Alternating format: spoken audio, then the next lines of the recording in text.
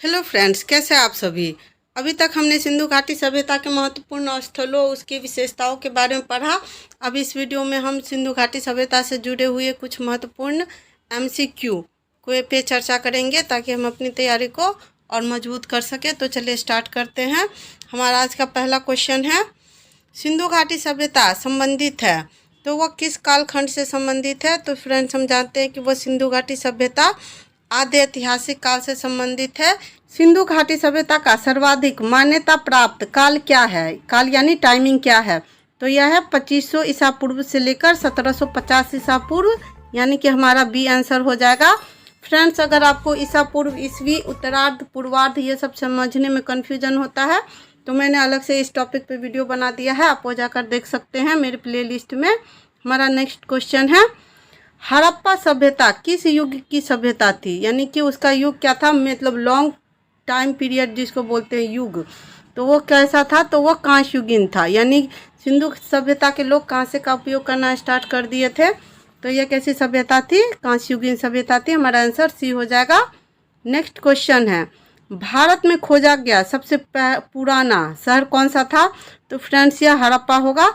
हालांकि हड़प्पा और मोहनजोदड़ो अभी भारत के पार्ट नहीं है, लेकिन जब यह खोजा गया था तो ये भारत के का हिस्सा थे। तो सबसे पहला क्या हो जाएगा, हड़प्पा हो जाएगा, और दूसरा मोहनजोदड़ो हो जाएगा, यानी कि इसमें हमारा ए आंसर हो जाएगा।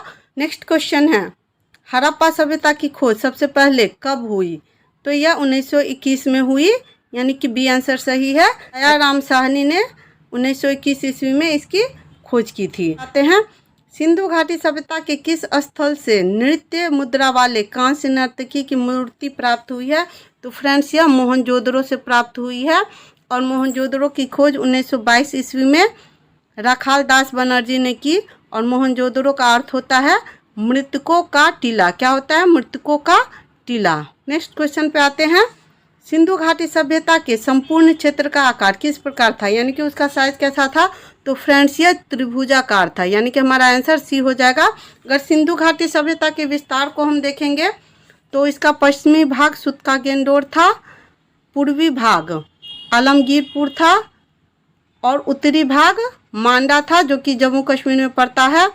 दक्षिणी भाग दायमाबाद था जो कि महाराष्ट्र में पड़ता है। तो ये क्या था, त्रिभुजाकार था।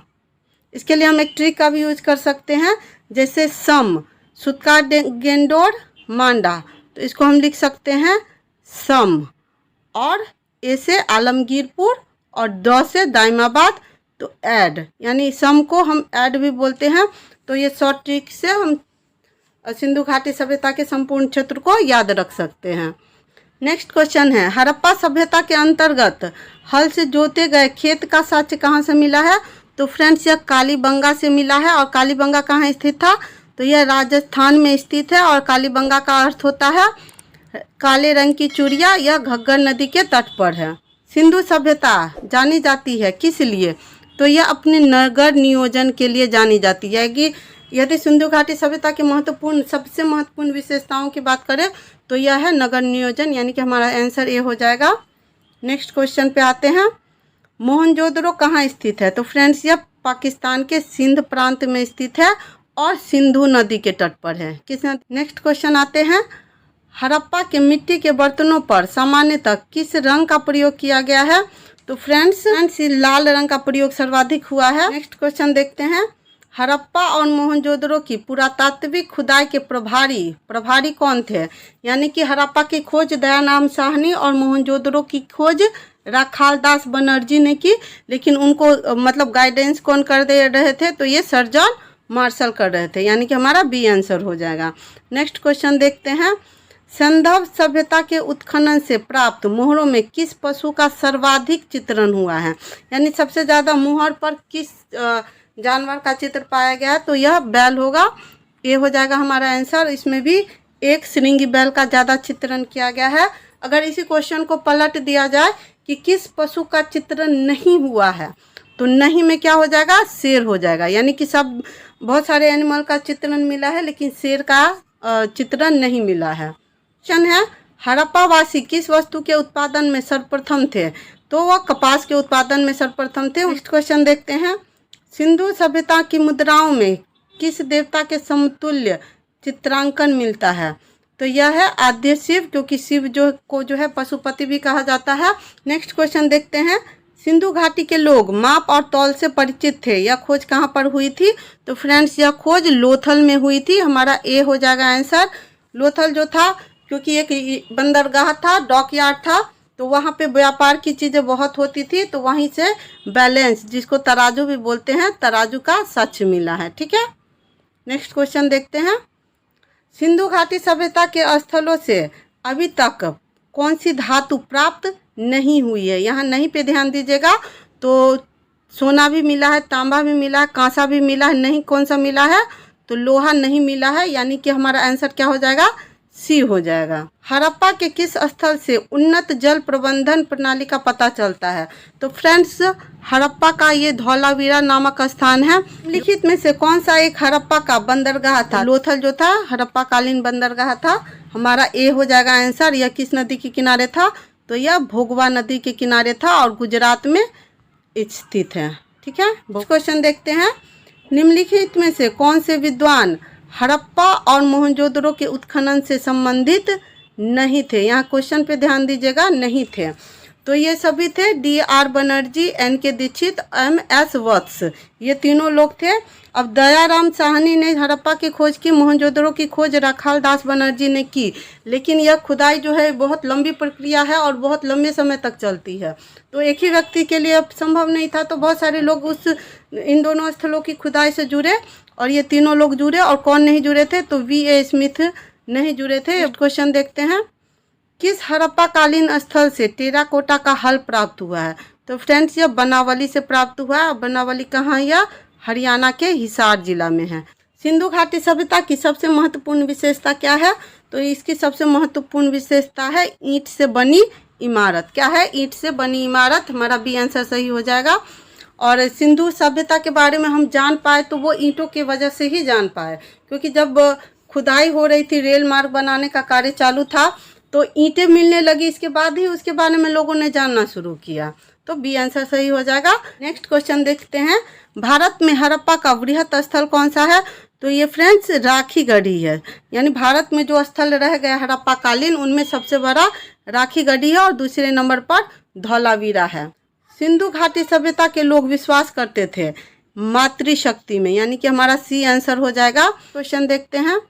हाथी दांत का पैमाना किस हड़प्पा कालीन स्थल से प्राप्त हुआ है?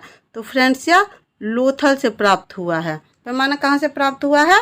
लोथल से प्राप्त हुआ है। बी आंसर हो जाएगा। कौन सा हड़प्पा कालीन नगर 3 भागों में विभक्त था? तो ये फ्रेंड्स धौलावीरा हो जाएगा। धौलावीरा जो है डी आंसर हो जाएगा। 3 भागों में विभक्त था, जबकि अन्य सिंधु कालीन नगर 2 भागों में विभक्त थे, पश्चिमी दुर्ग और पूर्वी दुर्ग टीला, और चन्हुद्रो जो था वह दुर्ग विहीन शहर था। नेक्स्ट क्वेश्चन देखते हैं।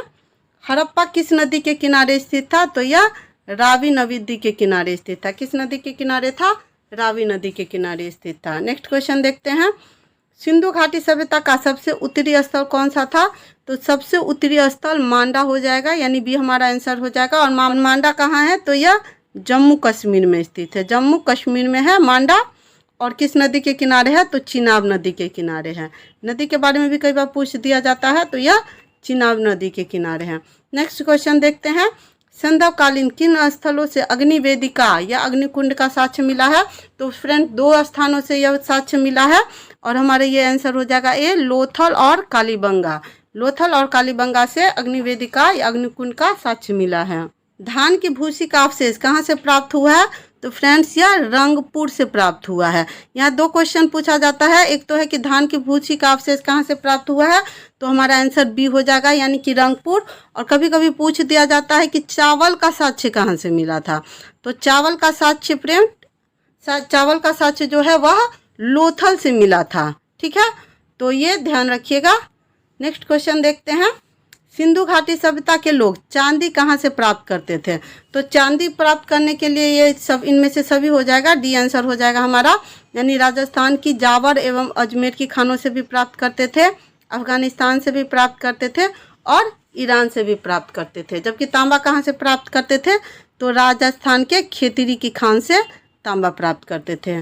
नेक्स्ट क्वेश्चन देखते हैं, किस हड़प्पा कालीन स्थल से वक्राकार ईंटें प्राप्त हुई है? तो यह चनहुदरों से प्राप्त हुई है। और जितना भी मेकअप से जुड़ा सामान है, चीज़ें, वह चनहुदरों से प्राप्त हुई है। एक कुत्ते द्वारा बिल्ली का पीछा करता हुआ पदचिन्ह भी जो है वह चनहुदरों से मिला है। अगला क्वेश्चन देखते हैं, निम्नलिखित में से कौन सी फसल सिंधु घाटी सभ्यता के लोगों द्वारा उत्पादित नहीं की जाती थी? यानी कौन सी फसल वे उत्पादित नहीं करते थे? तो जौ, गेहूँ, चावल सब करते थे, दाल जो है नहीं करते थे। ठीक है, तो हमारा आंसर क्या हो जाएगा? बी हो जाएगा।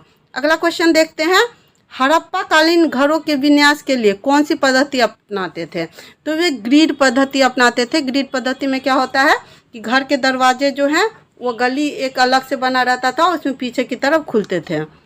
नेक्स्ट क्वेश्चन देखते हैं, मोहनजोदड़ो से प्राप्त पशुपति शिव के मोहर पर किन किन जानवरों का अंकन हुआ है? तो हमारा आंसर यहाँ डी हो जाएगा। इनमें से सभी, यानी व्याघ्र एवं हाथी भी है, गेंडा, भैंसा भी है और हिरण भी है। नेक्स्ट क्वेश्चन देखते हैं, सिंधु कालीन किस स्थल से फारस की मुद्रा प्राप्त हुई है? तो फारस की मुद्रा प्राप्त हुई है लोथल से। अब सोचिए, जहाँ व्यापार होगा वहीं बाहर की भी मुद्राएं मिलेगी, वहीं बाट और तौल भी मिलेगा।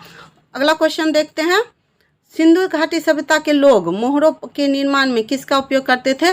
तो फ्रेंड्स वे सेल खड़ी का उपयोग करते थे। और वीडियो आपको पसंद आया होगा। Thank you for watching. जय भारत, जय हिंद।